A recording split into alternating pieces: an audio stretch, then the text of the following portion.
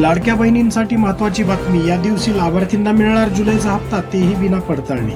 No चाळण no गाळण याच नाराजीचा फटका आगामी स्थानिकमध्ये बसू नये यासाठी मुख्यमंत्री देवेंद्र फडणवीस यांनी स्थानिकच्या निवडणुकीपर्यंत नो चाळण नो गाळण असे धोरण स्वीकारले आहे. लाडकी बहीण ही योजना राज्य सरकारने महिलांसाठी सुरू केलेली एक आर्थिक सहाय्य योजना आहे, जी महिलांना थेट आर्थिक लाभ देते. योजनेच्या लाभार्थ्याची संख्या तपासण्याची प्रक्रिया स्थगित करून सर्व महिलांना थेट लाभ देण्याचे धोरण आहे. काही अटीमुळे मोठ्या संख्येने महिलांना योजनेतून वगळण्यात येत होतं, त्यामुळे महिलांमध्ये सरकारबद्दल रोष निर्माण झाला. महिलांचा पुन्हा विश्वास मिळवून स्थानिक निवडणुकांमध्ये महायुतीला राजकीय फायदा मिळू शकतो. सध्या केवळ स्थानिक निवडणुकापर्यंतच लागू राहील, त्यानंतर पुढील धोरण जाहीर केले जाईल.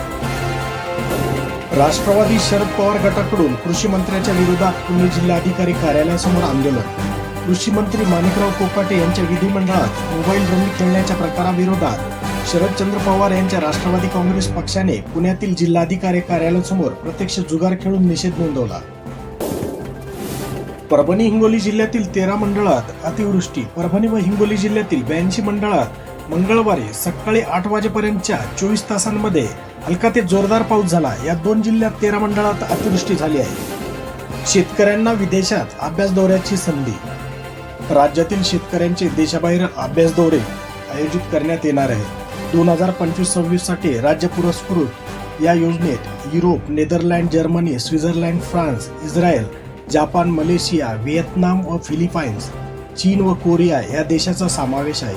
इच्छुक व पात्र शेतकऱ्यांनी मार्गदर्शन, सूचना व विहित नमुन्यातील अर्ज तातडीने आपले तालुका कृषी अधिकारी यांच्या कार्यालयातून प्राप्त करावा व भरलेला अर्ज तातडीने येत्या 8 दिवसात तालुका कृषी कार्यालयाकडे सादर करावा.